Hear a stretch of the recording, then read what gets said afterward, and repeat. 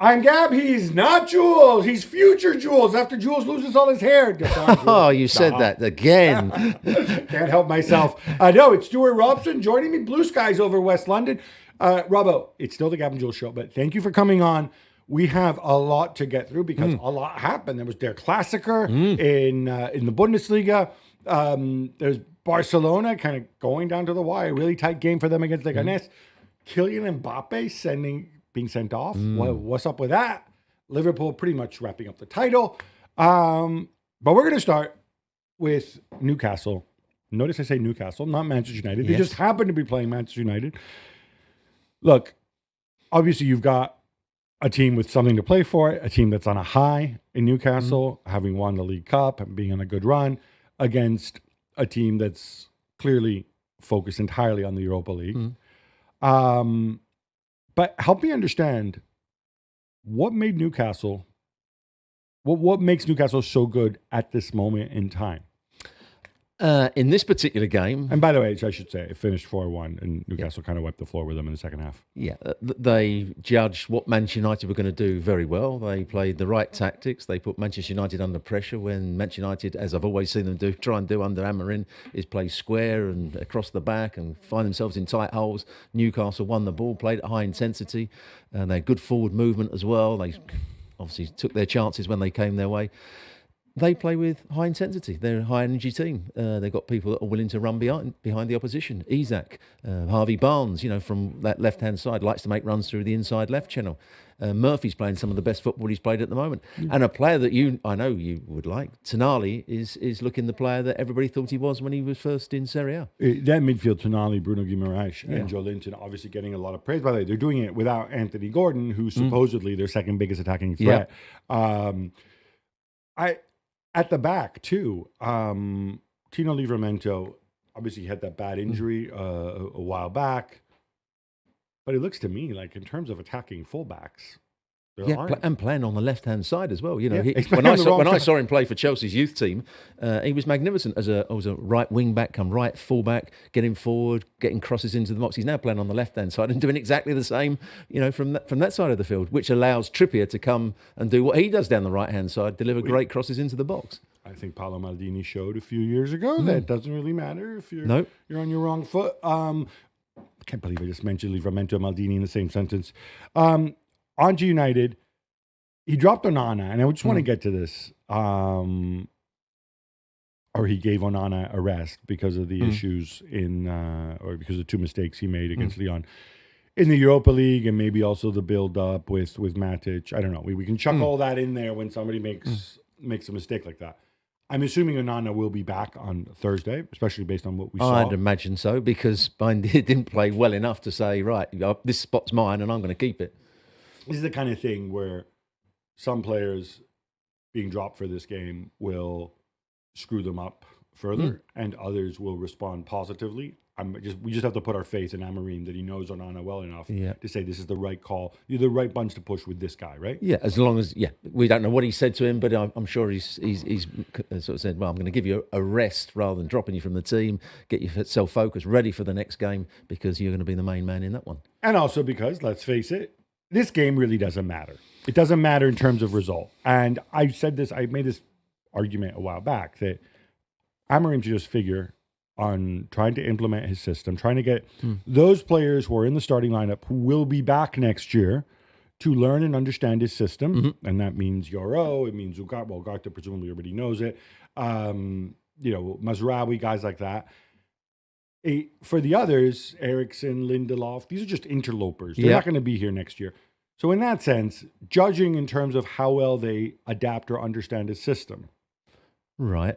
Are you seeing signs of progress? No, absolutely not. I actually have been very critical of Amorim. I don't know what he is actually trying to do. He's trying to play a 3-4-2-1 system like but you're talking about a shape. But it's what you do within a shape. It's the philosophy of your football. And I see them, I've watched them several times and commentated on several games, and I don't understand what they're trying to do. The reason you play out from the back or you try and have composed is so that you get better quality into your front players. what Manchester United do, they play it to a wide centre half who plays it to a wing back who plays it back to the wide centre, and the opposition start to press them down and cause them problems, and they lose the ball. That's not good football. All right, let's stick with this because when Amorim was appointed, obviously because he plays a 3-4-2-1 system, which, by the way, is very much a 3-4-2-1 system. Sometimes you know, we get a little loose with the terms and stuff, but it is quite distinctive. A lot of us did a deep dive on Sporting, not just the Champions League games, and we kind of figured out why it worked, right? Or why it worked for him. I'm just going to go through some of the characteristics that we found. And so I love having you here. So from your coaching perspective, tell me whether these players have the qualities to do it.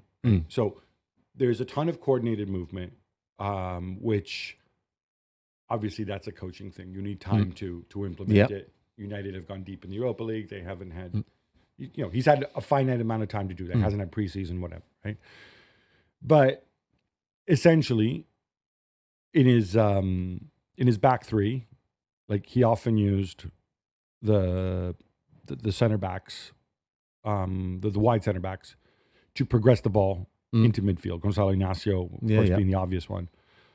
Do United have a guy who can do that? No. No. Well, one player, and I watched him. I've watched him a lot of his career. De Ligt. He's played a lot of games for him. He's not playing at the moment. He's obviously injured, but he's played a lot of games on the right-hand side of the back three, and he's a player that's at the moment frightened to come out with the ball. So he comes out, the ball comes to him, and rather than looking to the front areas or looking to midfield, he plays it straight to Mazraoui, who then passes it back, and they go back to the goalkeeper. Okay, but you said at the moment he's frightened, right? That's something, doesn't mean he's always frightened. We've seen him bring the ball out. But if he can get that right, if he can instill the right confidence in him, and you do that also by having teammates being in the right positions and whatnot, that is a box ticks, right? Yeah. So De Ligt is somebody you think he could do it if you get his head right. Yeah, he's got to try and use the outside of his right boot more. I'd love to take De Ligt on a coaching 1 hour coaching session, and I think I could make him a better player on the ball. Okay, Lisandro Martinez, if and when he returns, maybe not so much. I mean, he's not terrible on the ball, but that's not really what he does. He can hit a big diagonal out for the other side of the field, but at the moment, Amorim doesn't look as though he likes big diagonals playing to the other side of the field. He wants more short passing. Okay. In central midfield, he had two very busy central midfielders who won the ball and I'd say really took turns. One of the two tended to attack more. Both could pass a little. Does he have that at in Ugarte? I mean, bearing in mind, obviously, the Premier League standard is going to be higher than Sporting, where they had a lot of the ball and whatever. Can Ugarte do that consistently at Premier League level? He obviously, presumably understands the system. Yeah, he hasn't done it well enough so far. I don't think he's looked a top quality player. He's been okay on the ball and he's worked hard defensively, but I don't think he's a great athlete that's going to make up ground on people. So he gets played around a little bit too easily at times. He has to dive in, which causes him to commit fouls. And I don't think he's an expansive passer of the ball. I think he's nice and short with his passing, but not good enough to say he's an outstanding midfield player. Mainu was one of England's best players at the European Championship and had all those attributes that you would think you need. Dynamic, both off the ball when he's chasing back and when he can make forward runs, and a decent passer of the ball. But it doesn't look as though Amorim has really ever, I know he's had injuries, but Amorim has really fancied him at all. Interesting, because Mark Ogden has a completely different view on Mainu. He says, doesn't doubt his technical ability, but says Mainu's not a good athlete. He's not dynamic. He doesn't have the quickness, the energy to do that. Yeah. And maybe you should play at 10, he says. Yeah. Yeah, that's not where I saw him when he was playing for the youth side and coming through the system, and when he was playing at his best for Manchester United. It wasn't in a number 10, right? It's when he was playing central midfield. No, but he says in this system he can't play central midfield, or he has doubts. So he's got to then play him in one of the two players. No, but what do you think? Is Ogden wrong? No, I think he's got to play in one of the two central midfield positions. So those two positions are settled then? Yeah, right? They could play those two. Okay, so your wing backs, again, at Sporting, you had a wing back who was a wing back. The other one really was a winger in Giovanni Kenta playing out there. It feels like he actually has quite a bit of choice. I mean, Dorgu could be a very raw version of Kenda. Dalla and Mazraoui, both I think are competent wingbacks. Yeah, you're okay with those guys? Yeah, I'm okay with those guys. All right, okay. So you see, there's more. He's got more. It's not as bad. I'm trying. I'm somebody that doesn't blame all the players. That say there's lots of people. And I had a row with Don Hutchinson on one of the FC shows when he was talking about the recruitment's rubbish, the players are rubbish. Amorim can't do anything with it. I was saying exactly the opposite.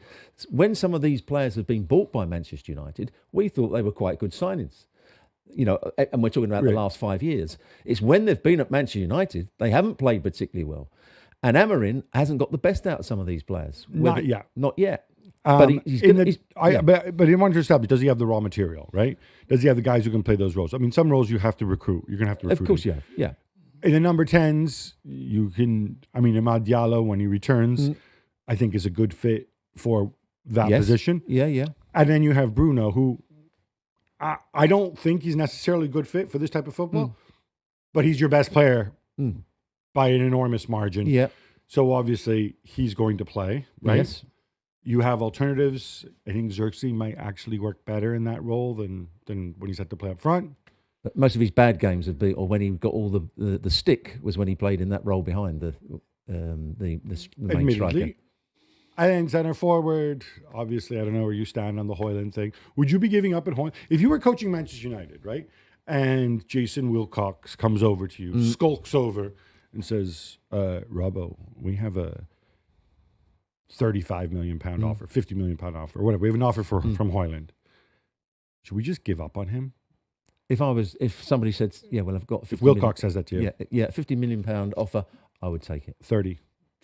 I'd still take it because sometimes a player, he might be... Sorry, Rasmus. He might be a much better player than he's showing, but once you lose your confidence and the crowd have no faith in you and the manager starts to lose faith in you, it's very, very difficult to ever get it back. And it's a big ask for Amorim to rebuild that. Yeah. It's impossible. And because he only needs, say he starts next season with him, you're going to be my main centre forward, and he doesn't play well in the first couple of games, the crowd will go, well, why have we still got him playing at centre forward? It's a difficult choice for him. I want a word on Harry Amas, because obviously he played in preseason. Mark Ogden, when Amorim took over, he says, Amas, they really like him. He's promising, blah, blah, blah. He's going to get space. I think this was his first start. Yep. What do you think? I've seen him play in the preseason games. I saw him play as a youth team player. He's okay. He's a decent player. And given time, he might be better. But at the moment, he's not quite good enough to play. But we can put him in the bucket of decent wide players. Yeah, decent wide players. So they have enough decent wide players. Garnacho, we don't know where he fits because you're not going to play Garnacho wingback. That it really is a big, big ask, right? The problem that I've seen with Garnacho and for Amorim, there was 2 games where Manchester United were playing absolutely terribly. One was the FA Cup. There were 2 FA Cup games where they needed to go and get a victory, and they were playing really poorly. He then put Garnacho on at half-time, and Garnacho went out and played on the wing, and they kept hitting big diagonals, and he changed the game. But it's in a system, it's a system that he didn't want. Right. So it was, and I don't know whether he instructed Garnacho to go wide and hit diagonals, or the players went, we're passing here, we're getting nowhere. Let's hit that big diagonal. And I'm not sure who was instrumental in doing that. All right, this concludes Monday's mandatory Manchester United Positivity Corner. Let's proceed to Newcastle. I just want to go back to this because I have to say, I did not think that they would do so well this season. I thought, the players they signed, it felt like a little bit of a grab bag. Obviously, the sporting director left. There were murmurs with Eddie Howe and his contract. I'm not the biggest Eddie Howe guy either. I just don't, whenever he talks, he just does not, I know he's, I can look at his record as much as anybody else. I know he's very good. He's not somebody who jumps out at me as having this charisma, but he obviously does, and he obviously is working. Over the course of the season, what do you think and by the way, he was in hospital, he gets better. His friend, Jason Tyndall was there. Over the course of the season, what are the biggest things that you think he's done well and then make you think, this can carry over into next year? He's found, over the course of him being there, he's found a way to get the best out of the midfield players that he's got. We saw at the weekend, Tonali had to bring Tonali back in after his suspension. Now, was he going to play as the holding midfield player? Was he going to play to the right-hand side? Was Guimaraes going to play as the holding player? Where did you fit Joelinton into all this? But he's done a very good job at fitting all three into the team. And they interchange their positions. Joelinton will make forward runs, but he'll also defend out in wide areas. The same with Tonali, just sitting deep and getting on the ball, but also at the right time making forward runs. So they're not too predictable in midfield, but they're all very good players. And he's been able to fit them in so they work hard defensively and work hard going forward. So that's been one area. And he's also done well to play Livramento at left back and still get a performance out of him, because Livramento, whenever I saw him, was always a right back or a right wing back, but he's still got the same out of him. And Trippier, after having a bad time and getting a bit of stick off the crowd on one or two occasions, made lots of mistakes, suddenly he's got his confidence back and looking a good player down the right-hand side. And Trippier's obviously older, and I presume once he fades out of the picture, you've got Livramento ready to the go other there, side, and then you find somebody for the left. I mean, you Dan Burn back there for a while. Because once Botman's back. Final word on Harvey Barnes, because obviously very talented at Leicester, very stop-start, I think it's fair to say. At Newcastle, scored a couple goals. I think he's been stop-start because he hasn't had that many chances.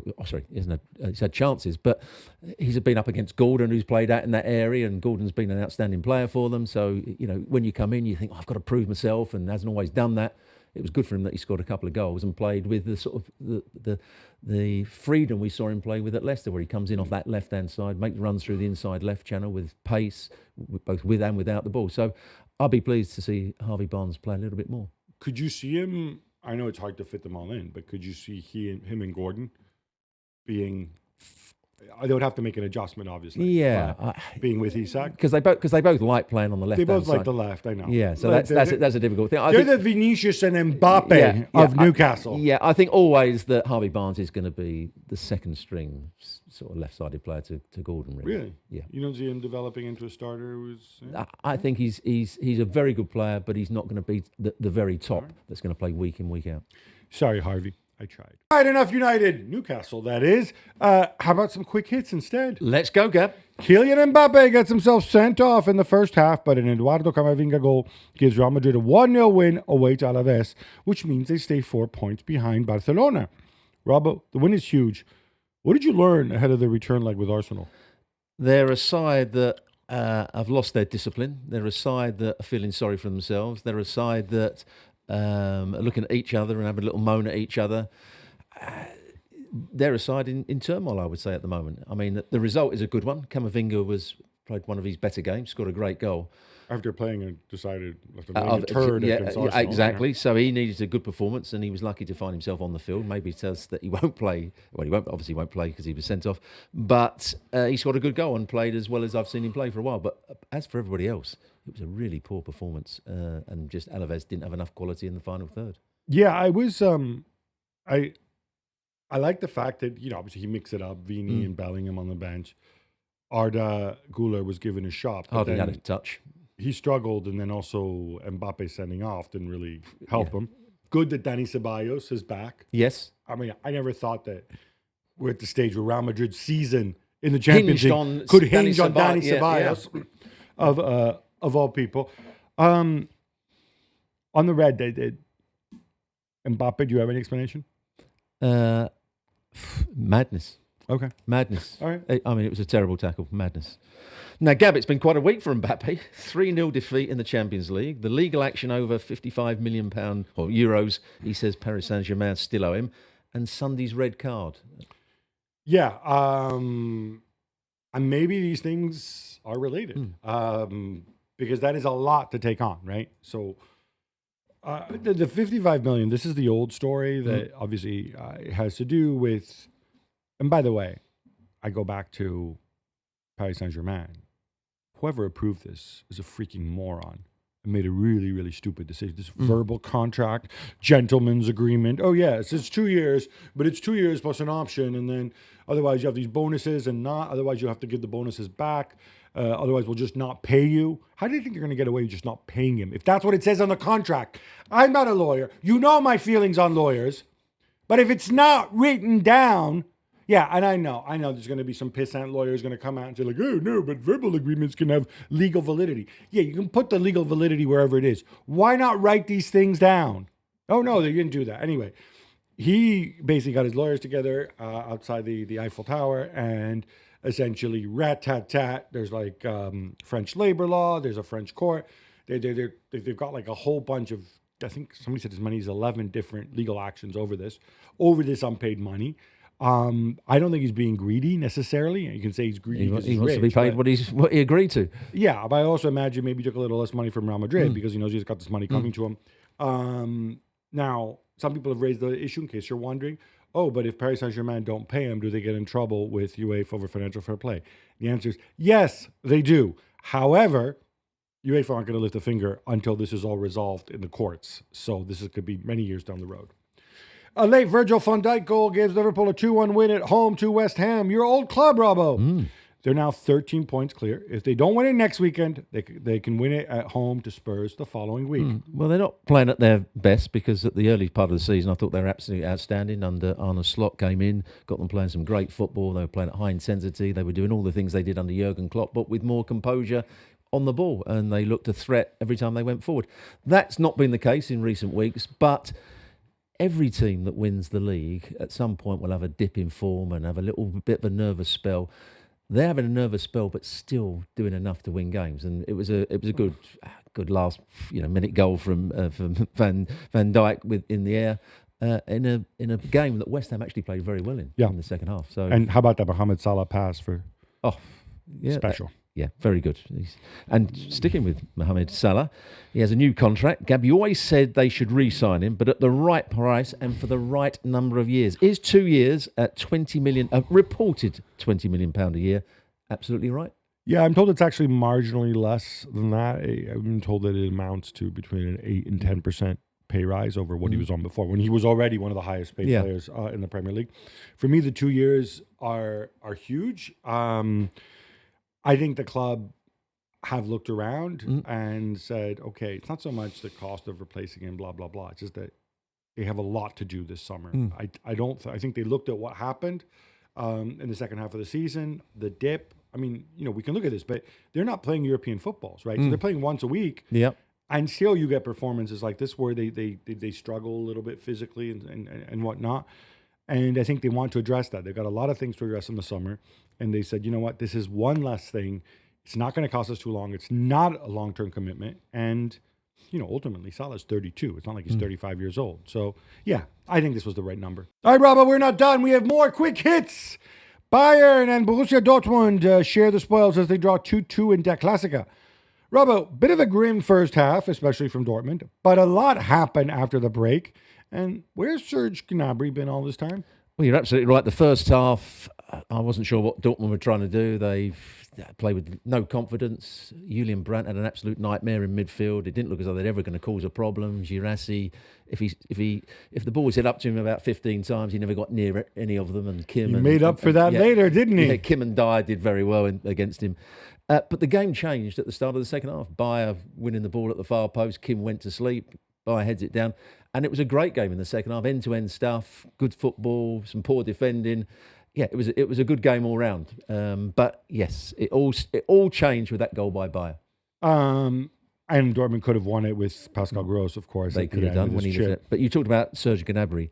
He came on and also changed the game. He looked like Messi. Oh, my goodness. He looked like a taller Messi with bigger hair. He did everything that Sane didn't. He went past people on the outside. He then went past people on the inside and bent it into the far corner. He played really well and should be given a chance against Inter, I would say. Yeah, for me, the big takeaway here is what did Vincent Kompany learn from this? One is Harry Kane not in a good moment, but of course that's a start. For me, the other big one, obviously Thomas Muller needs to get more minutes in the 15 he got. Maybe he starts. Maybe he was the best player in the first half. Did you like the little back heel? How about that? Yeah, he was good in the first half.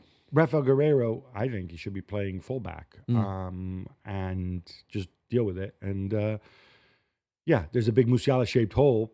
Absolutely. But it's not Guerreiro who's going to fill it. No, So Chelsea go 2 goals down. I know you're at the game, Gab, at home to Ipswich before battling back to draw 2-2. Maresca says the crowd's reaction didn't help them, especially when it came to the second goal. Yeah, okay, so he's referring to the fact that the crowd... Were you booing them as well? like Chelsea were okay for the 15, 20 minutes. Then Ipswich score, and then Chelsea just turned into like kind of like little piles of little goat turds, essentially. It was honestly, it was terrible. It was really, really bad, and they try to pay out from the back. Robert Sanchez looks terrified as he tries to do that. He's got Tosin to aim at, like Beckenbauer, right, Tosin? And so the crowd just get on the back, and so he hits it long, and kind of directly off his long kick. Ipswich go right down and score. That's not the reason why they scored, though. And he says, well, the crowd agitated them, and so they kicked it long. Yeah, Maresca's explanation here doesn't help. The reality is he's got a ton of mitigating circumstances. This is a really, really badly constructed team. I don't think many of these players are as good, anywhere near as good as advertised or as... Will they get into the Champions League? I think they can. Look, they could have won this game. They could also, the goalkeeper Palmer made at least 2 huge saves. Yep. But Chelsea could have also lost this because Ipswich also had chances. They're just too dependent on Cole Palmer right now. And Nico, who's come back from an injury, not really himself. These other guys, I don't know, Madueke, Neto. But would you expect, at the start of the season, would you expected them to be in the top 4? Yes. Yes, okay. Yes. Yeah, because I think Maresca's a good coach. Manchester City also go 2 goals down, except they then storm back to win 5-2. Robbo, Kevin De Bruyne makes everything better. I am going to miss him when he leaves us. So am I. I mean, I love watching him play. He can see a pass that other people can't see. If you're watching a game, you see a player on the far side, you think, that's the ball, and he'll play the ball. He looked fit and quite athletic at the weekend. Wait, what about this idea that he had some sort of congenital injury at this time of the year and he can only play 3 minutes at a time? Now all of a sudden it seems like he plays 90 minutes every game. So I don't know what's gone on there. He said after the game, he said he feels injury free and happy now. He said it's a total different because he's leaving. Maybe so, but he's played very well. He's been Man City's main player for so long now. All right, wait, Coach Robbo. He's played at 10 for as long back. I mean, he played wing earlier in his career, but most of his career he made it to 10. Obviously, he's getting a little bit older. If some of the concern is about his quickness or whatever, given how good a passer he is, could he play further back? He could, but he could still play in the number 10 role because you don't need to be quick to play in the number 10 role. He's not going to make that many bursting runs beyond people, but he's got the quickness of thought. He can see a pass, he can play 1 and 2 touch. He's an outstanding player, and he's very good in confined spaces. Playing for a good team, whatever league he goes to, if he's playing in a good team and he's playing in the top third of the field, he'll create chances for others. He's the yin to Bruno Fernandes's yang. Yes. Now, an own goal gives Barcelona a 1-0 win at Leganés. Gab, this was a pretty nervy game for Hansi Flick, man, wasn't it? Yeah, it was. And Leganés, for whatever reason, obviously creating problems for them. Of course, earlier they got a result against them at Montjuic. It's not a good performance from Barcelona. It was kind of a weird own goal as well to concede. Wojciech Szczesny had to make some huge saves. He rested some people who you think would have started and made them better, like above all Frankie de Jong. I was just about to say Eric Garcia in central midfield. I just don't see it. Yeah, or Araujo these days at the back. Yeah. Balde picked up an injury. Well, he'll be assessed for that. It's the kind of win that you say, oh well, they could have easily dropped points in this game. Kind of win where because you win it, you say, well, they can go on and win the league. Arsenal and Brentford draw 1-1. Robbo, Arteta says it's not true that they were focused on the return like with Real Madrid, but his many changes and Liverpool's lead suggest that his nose got a little bit longer when he was saying things like that. And you know what? That's totally fine with me. It's totally fine with me as well. I think everybody knows that Liverpool are going to win the title. Whatever Arsenal do now, they're not going to be good enough to catch Liverpool. The big game is the one against Real Madrid. If they can get through that, they're in the semi-final of the Champions League, and it's a massive bonus for them. And they could go all the way if they play very well. So I was totally fine with seeing Kieran Tierney and Georgie out there and Partey at right back. That's fine. Nothing wrong with that whatsoever. Now Inter roll to a 3-1 win against Cagliari as Simone Inzaghi makes 5 changes and Marko Arnautovic steals the show, Gab. Oh, I love it. When we see good Arnautovic, I mean, he is maddening. He's so inconsistent. But this was one of his good games. And that no-look assist for Lautaro's second goal is a bit special.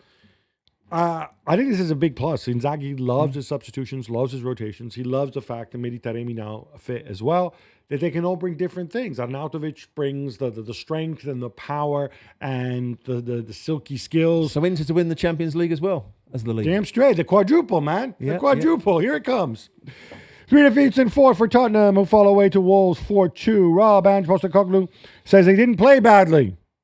Do you agree? They played badly in the most important areas, and that was defensively. They made some real blunders. Players in midfield made mistakes. Romero makes a mistake. The goalkeeper makes 2 mistakes. That's playing badly. You can have some nice plays elsewhere on the field, which is great, but in the big areas and on the big moments, they didn't defend well enough. And that's been the case with Tottenham for quite a while. They're too easy to play against. I don't understand why he says stuff like this. No, it's wrong. Now, Koopmeiners scores and Dusan Vlahovic delivers 2 assists as Juventus beat Lecce 2-1. Gab, Igor Tudor is turning them around, isn't he? Yeah, he's doing the simple things. He's saying, I'm working on my most expensive players, on the club's biggest assets, and he's turned Vlahovic around, no question about it. He didn't score, but I thought he played really well. Kenan Yildiz, man of the match, looking really, really good. Koopmeiners, more of a slow burn, but he'll get there with him too. And this is what you want. Keep it simple, keep it effective, move up the table. And there's no point being a genius like Motta if nobody understands what you're trying to do. After 3 straight scoreless draws, Oyhan Sanset leads Athletic Bilbao to a 3-1 win over Rayo to consolidate 4th place. Robbo, I'm a big Sanset fan. Are you? Yes. When I first saw him play, probably 3 years ago, and he came into the side, I thought he looked an outstanding number 10. He could do everything you want. He's got that ability to turn defenders. He can see a pass. He can make forward runs. He can score a goal. Over the course of the 2 or 3 years since that, he's had injuries, so hasn't always been in the side, and he's been left out on occasions. So he hasn't quite reached his potential, but when he's playing at his very best, I think he's an excellent number 10, a really good player. Now, it finishes 1-1 between Lazio and Roma in the derby, Gab. Who looked better? I think Lazio looked better. We saw some great saves from Svilar. We saw a great goal from Matthias Sule, who kind of did his little Dybala impression there.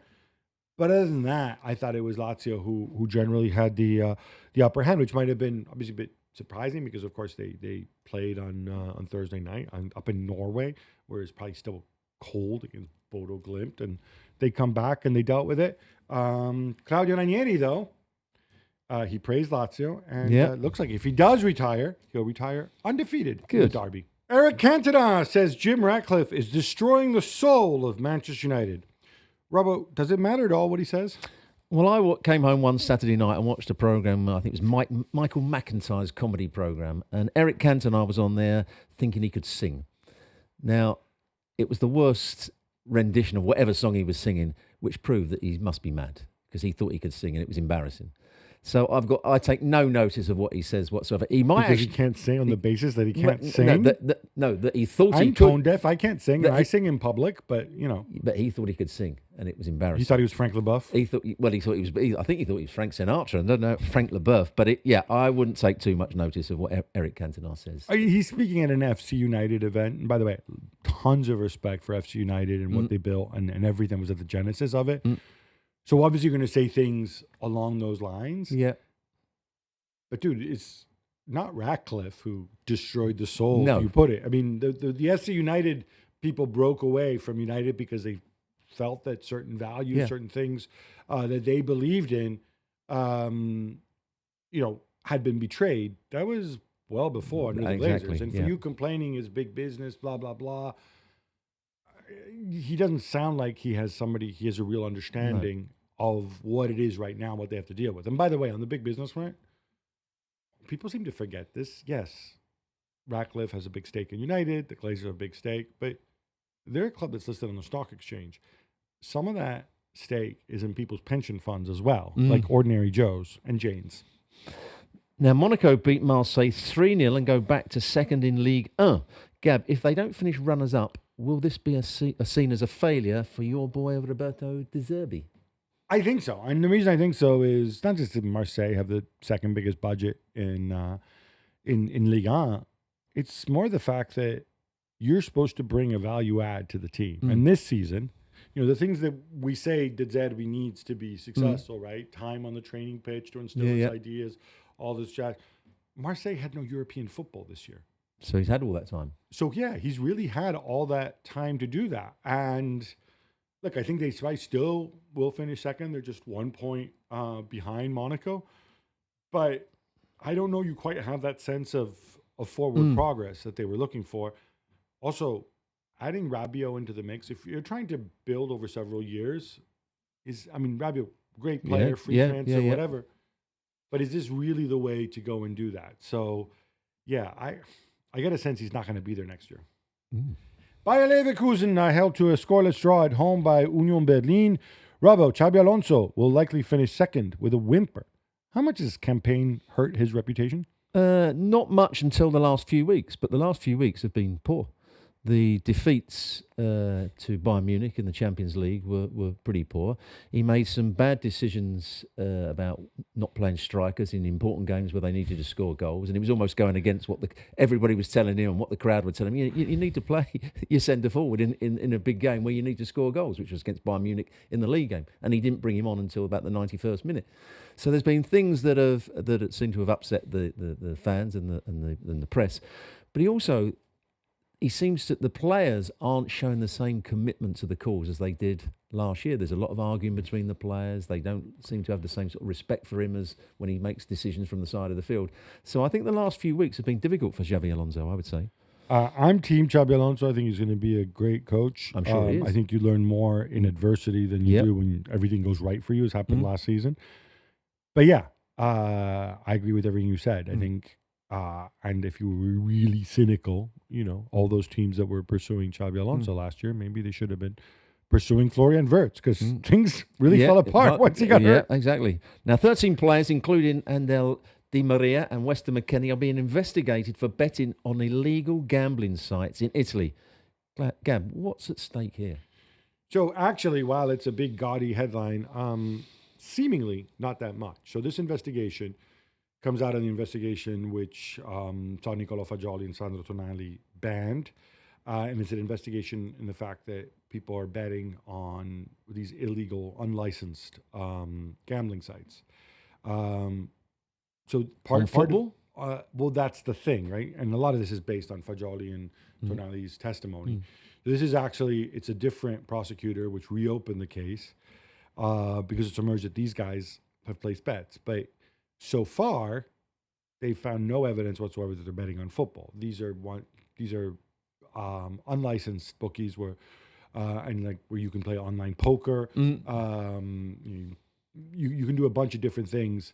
There is not a single shred of evidence that anybody or any accusation or suggestion that any of these people, from Di Maria to McKennie to the others involved. So this is going to go away.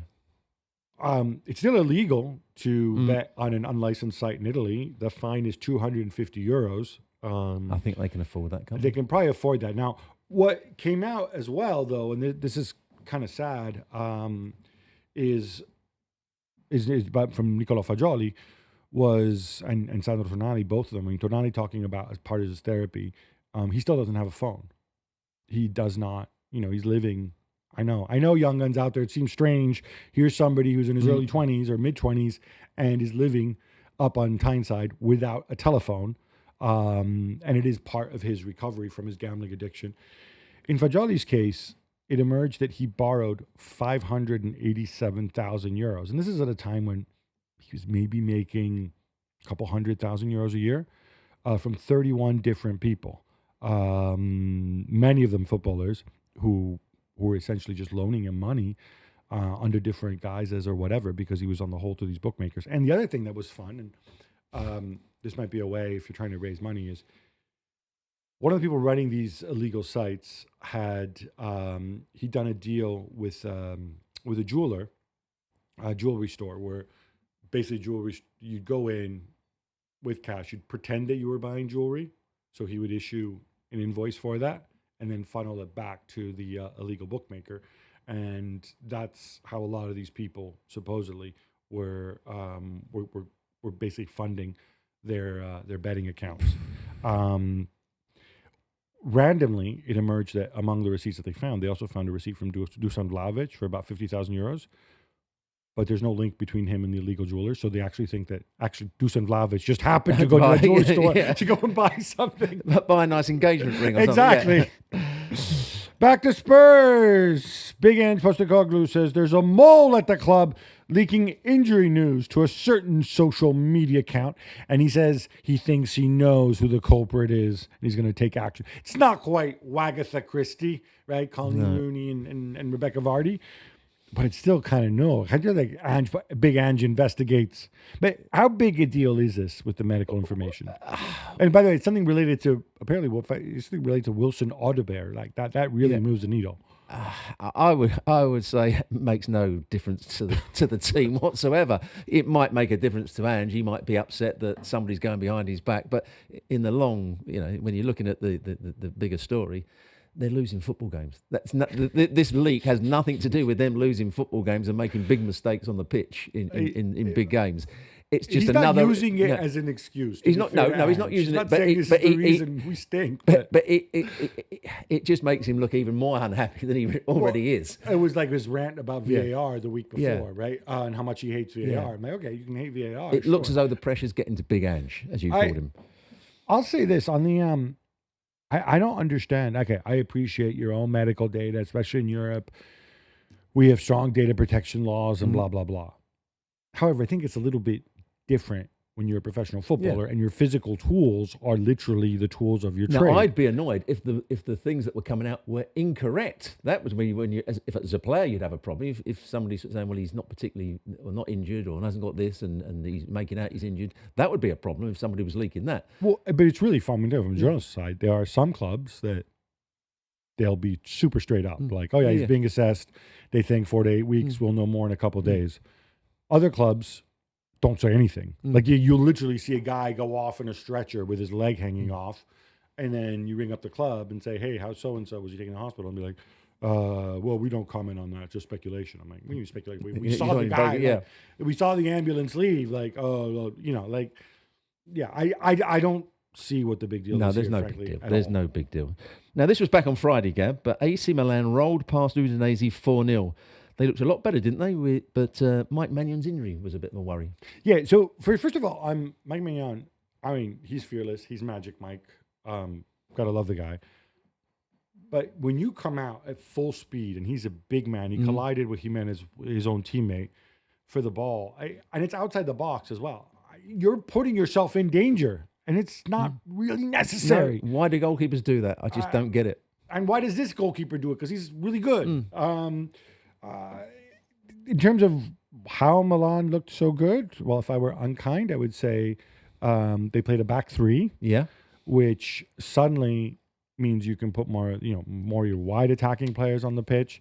Jovic, of all people, played at center forward. That might have been an improvement. And then I'd say Joao Felix didn't play a single minute. He's just stayed on the bench. So that's a big improvement. That certainly helps. No, I think Udinese have had a really good season to this point. I think they're kind of on the beach, a bit like Brentford. You know, with their, I think we didn't talk about this earlier, but I think Brentford's XG, Brentford took like 3 shots on goal. I'm like, guys, you're playing Arsenal's B team. And you're not even really, I know they got the late equalizer. Going for it. You can, this happens, right? This stage of the season, teams that are already relegated, nothing to play for, and some of those mid-table sides, I'm just fascinated how sometimes they play with more freedom because they have no pressure and they're actually better. Other times you can totally tell. Does that tell you why they're middle table teams? Because when it suits them, they switch off and think, oh, well, we've done enough.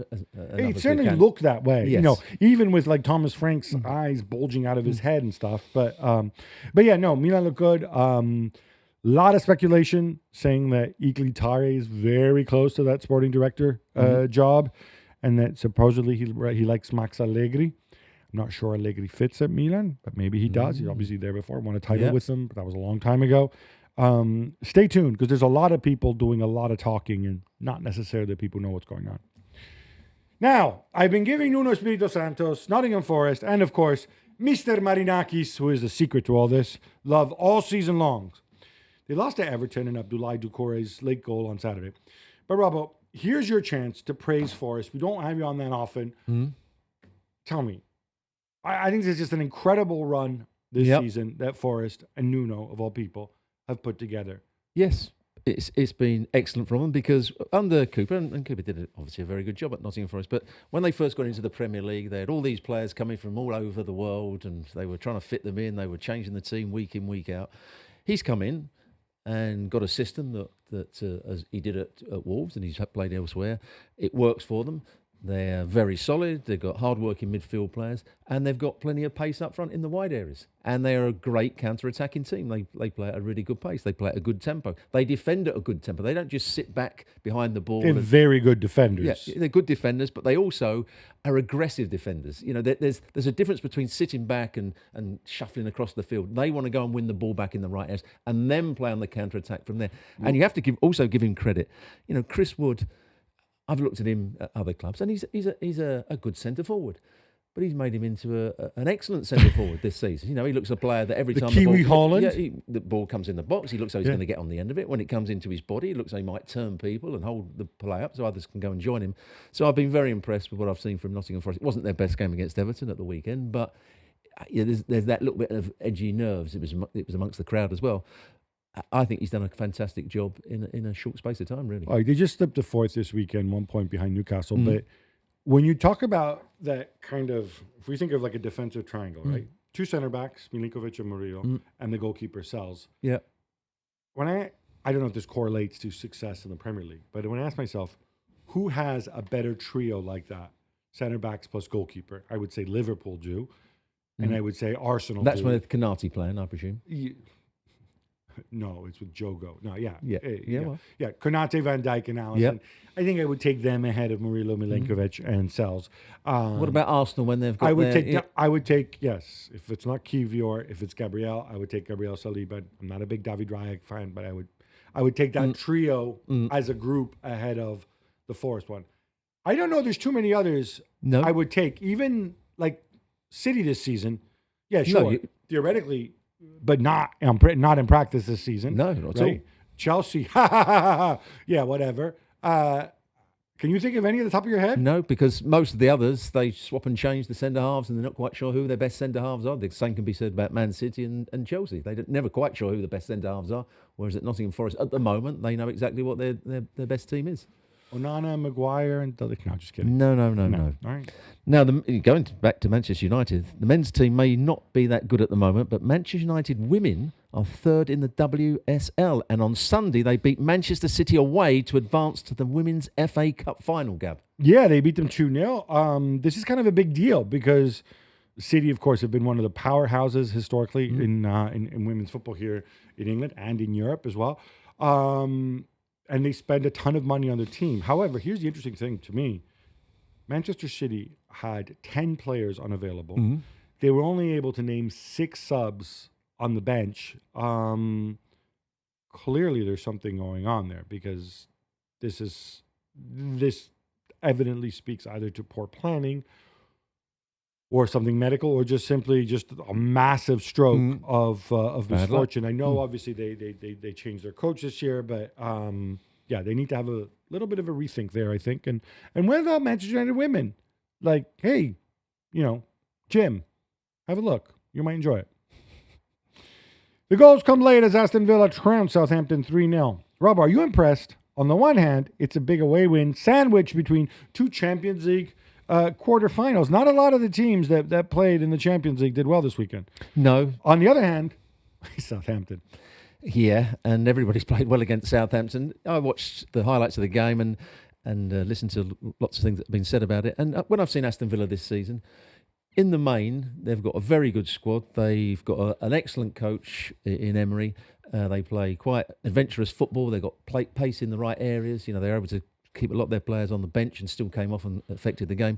The only question I have about Aston Villa, at times I've seen them play, and again it was a couple of FA Cup games and a league game where they played too slow, and I couldn't understand that you're a goal down and you're still, and you don't like the Chelsea players doing, passing it to each other across the back, going back to the goalkeeper, passing it to the centre. Play with more urgency, get the ball forward into more dangerous areas. What I would say though is I feel that everything Villa do, other than individual errors, is by design. Yes. Because that's how Unai Emery wants it. And it's part of his plan. Yeah. I think there's very few teams in the Premier League where you can tell that the coach has such influence over the players, and maybe that's the robotic football that Gary Neville and others were talking about. Now, Chelsea's parent company, 22 Holdco, who also owns Strasbourg and the women's team, lost more than £1 billion over the last 2 seasons. Gab, are you surprised by that?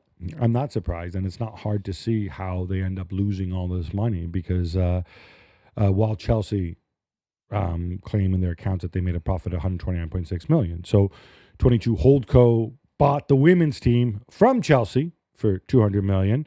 They bought those hotels at Stamford Bridge from Chelsea for $76.5 million.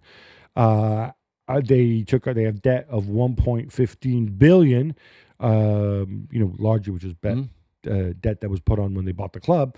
And they had to pay $94 million in interest payments just last year on that amount. So it's not surprising that, and their losses actually went down. Now, when people look at this, and this is why we have yet to see if the Premier League will allow for Chelsea to record that 200 or 150, whatever it is, from the sale of the women's team.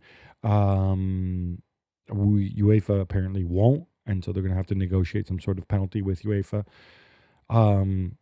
It's a holding company. I mean, there's no escaping it, right? No. In the end, chickens come home to roost. All that said, Strasbourg doing really, really well in Ligue 1. FIFA President Gianni Infantino attended the Live Golf event at Trump National down in Florida and said, quote, "This is the best golf tournament in the world," unquote. Robbo, I'm not a golf guy at all. Like, really not my thing. But I'm pretty sure it's not Gianni Infantino's thing either, because even I know the Masters was kind of going on in the same week, and that's sort of a big deal, isn't it? Yeah. Do you think he might have been sucking up to Trump a little bit there? Do you think he may be organizing not one but 2 major tournaments in the country of which Trump is a president? Yeah, and wants to make sure everybody gets there. Yeah. Everybody knows that the Masters is the biggest tournament in world golf. Bigger than the Live Golf at Trump National? Absolutely, yeah. Yeah, absolutely. Also, golf people, correct me on social media. Don't the top Live Golf guys compete in the Masters? They must do. The best golfer in the world are going to the Masters. Because they're allowed to do that, They're allowed to do that. Yeah, sure they are, yeah. Right. Now, Relevant Sports have settled its legal action with the US Soccer Federation over foreign leagues playing regular season games in the US. Gab, why is this such a big deal? So Relevant Sports, in case you don't know, is a company that historically they've organized all those summer friendlies. They want to also in big European clubs in the US. So sort of brokerage. Kind of, yeah. I mean, they do a lot of things. I mean, it's not like they're, when you say brokerage, I think Cantor Fitzgerald or something. Yeah. But basically, they wanted, you remember a few years ago, there was talk of organizing the 39th game, was it? No, that was the Premier League. This was something with La Liga wanted to do, I think in Miami, when I played Barcelona against somebody. And FIFA rules don't allow it.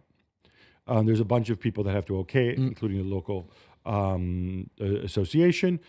So there was they sued it. They took legal action, I should say. They reached a settlement with FIFA, and now they reached a settlement with the U.S. Soccer Federation months later. And now it kind of paves the way.